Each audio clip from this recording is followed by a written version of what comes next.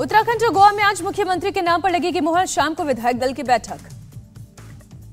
उत्तराखंड में नए सीएम के नाम पर फैसला। आज उत्तराखंड के लिए 2 बजे रवाना होंगे रक्षा मंत्री राजनाथ सिंह और शाम को 5 बजे होगी विधायक दल की बैठक।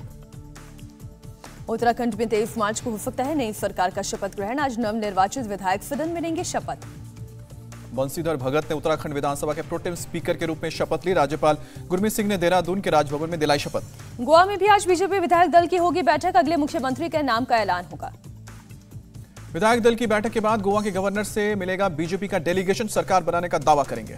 दोपहर 3 बजे एक बार फिर मणिपुर के सीएम पद की शपथ लेंगे एन बीरेन सिंह। बीजेपी अध्यक्ष जेपी नड्डा समारोह में होंगे शामिल। बैठक के बाद बोले केंद्रीय पर्यवेक्षक निर्मला सीतारमण, मणिपुर में एक स्थिर सरकार होगी जो प्रदेश को विकास की ओर ले जाएगी।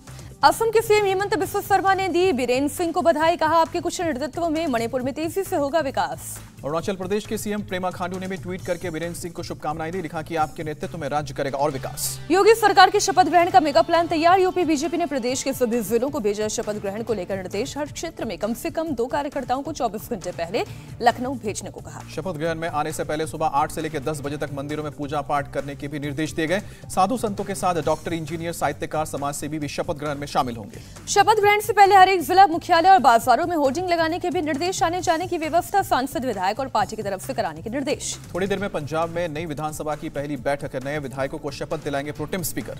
पंजाब में आज मंत्रियों के विभागों का होगा बंटवारा। सीएम भगवंत मान करेंगे बंटवारा।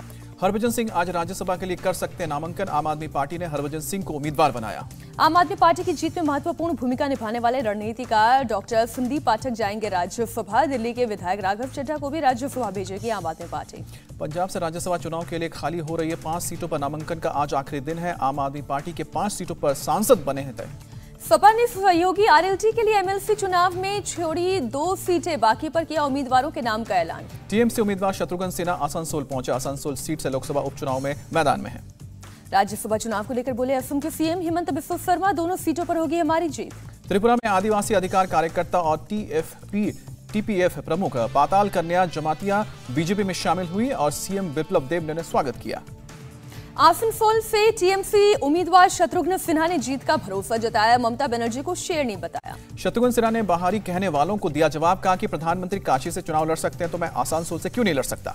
भारत ऑस्ट्रेलिया दूसरा वर्चुअल शिखर सम्मेलन आज। 1500 करोड़ के निवेश का ऐलान करेंगे पीएम स्कॉट मॉरिसन। ऑस्ट्रेलिया का भारत में अब तक का सबसे बड़ा निवेश। द्विपक्षीय कारोबार समेत कई मुद्दों पर होगा समझौता। दोनों देशों के बीच कई समझौतों पर साइन किए जाएंगे। दिल्ली में प्रधानमंत्री मोदी ने ऑस्ट्रेलिया से आई मूर्तियां देखी। ऑस्ट्रेलिया से 29 पुरावशेषों को भारत वापस लाया गया।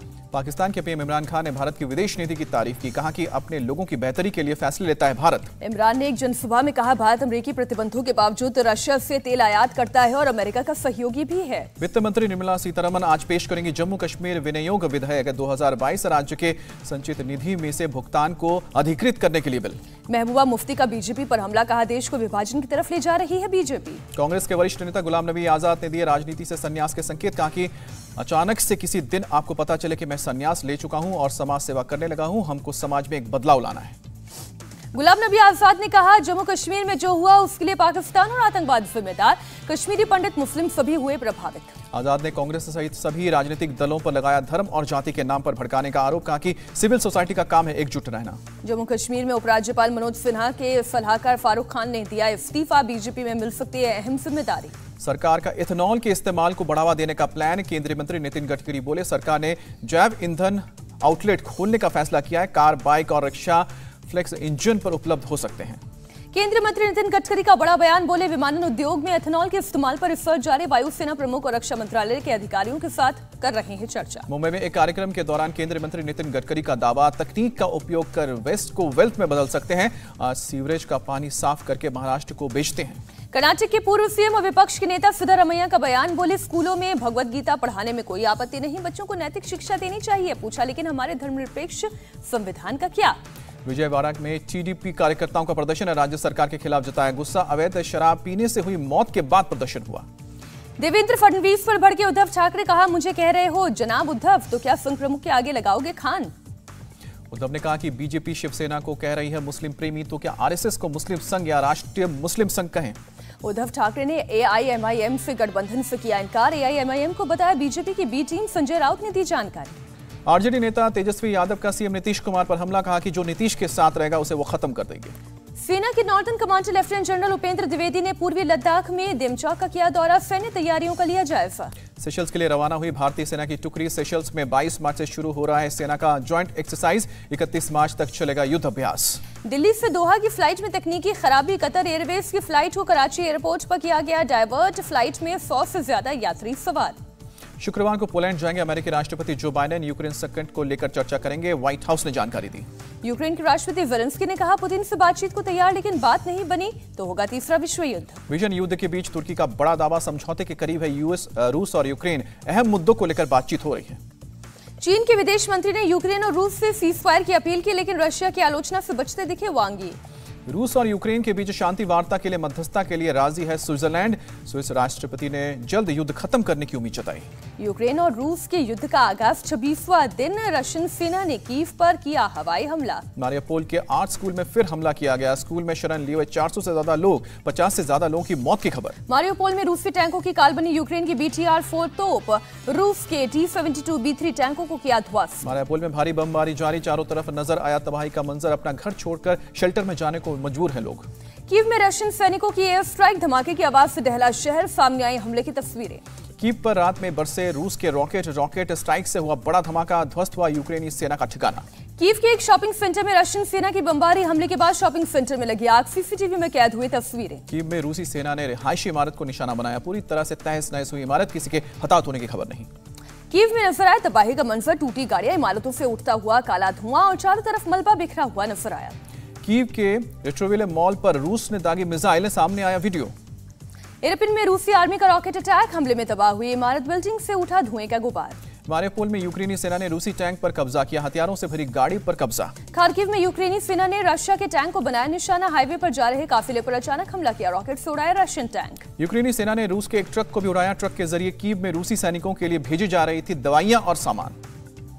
यूक्रेन के दोनेत्स्क में भारी तबाही, रशिया के एक चैनल ने वीडियो जारी कर दावा किया।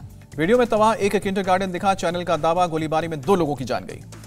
कीव में रूस के हमले में तबाह 10 मंजिला इमारत के बाहर पहुंचे कीव के मेयर, कहा यूक्रेनी लोग डरते नहीं, इमारत पर अटैक से घायल हुए थे 5 लोग। रूस ने यूक्रेन के डोनबास पर कब्जे का दावा किया, रूस के रक्षा मंत्रालय ने कहा कि पिछले 24 घंटे में 12 किलोमीटर आगे बढ़ी है रूस की सेना। यूक्रेन में 4 हफ्तों से युद्ध जारी, कीव की अहम जगहों पर तैनात यूक्रेनी सैनिक, कहा यूक्रेन की होगी जीत। स्लोवाकिया पहुंचा S-300 मिसाइल सिस्टम, नाटो ने रूस की धमकी के बाद तैनात किए 2100 जवान, जर्मनी और नीदरलैंड भी भेजेगा सैनिक। खिर्सोन में रूस के खिलाफ लोगों में गुस्सा, रूसी सेना के खिलाफ नारेबाजी, गो होम के नारे लगाए। UN human right counsellor office का बयान, कहा कि यूक्रेन में अब तक कम से कम 900 से ज्यादा लोगों की जान गई है और करीब 1450 लोग घायल हुए हैं। यूक्रेन में जान गंवाने वाले छात्र नवीन शेखरप्पा का शव पहुंचा, उनके पैतृक गांव चलागेरी, परिवार के लोगों ने दी श्रद्धांजलि। नवीन शेखरप्पा के प्रधानमंत्री के भाई ने जताया आभार, इंडिया टीवी से बातचीत में बोले कि नवीन के भाई भारत सरकार की वजह से अपने भाई को आखिरी बार देख पा रहे हैं। देश में थमी कोरोना की रफ्तार, पिछले 24 घंटे में 1549 नए पॉजिटिव केस, महामारी में 31 लोगों की मौत।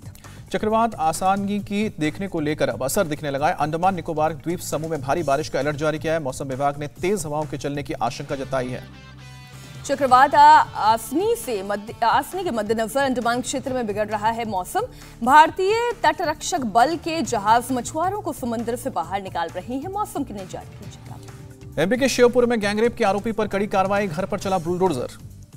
भागलपुर में संदिग्ध परिस्थितियों में 4 लोगों की गई जान, 2 लोगों की परिवार पोस्टमार्टम के लिए तैयार, 2 लोगों के परिवार ने हार्ट अटैक बताया मौत की वजह। ग्रेटर नोएडा में पुलिस और पेचकस गैंग के बीच एनकाउंटर हुआ, गोली लगने से एक बदमाश की घायल। रामपुर में पुलिस ने एनकाउंटर के बाद एक बदमाश को गिरफ्तार किया, अपराधी के पैर में लगी गोली।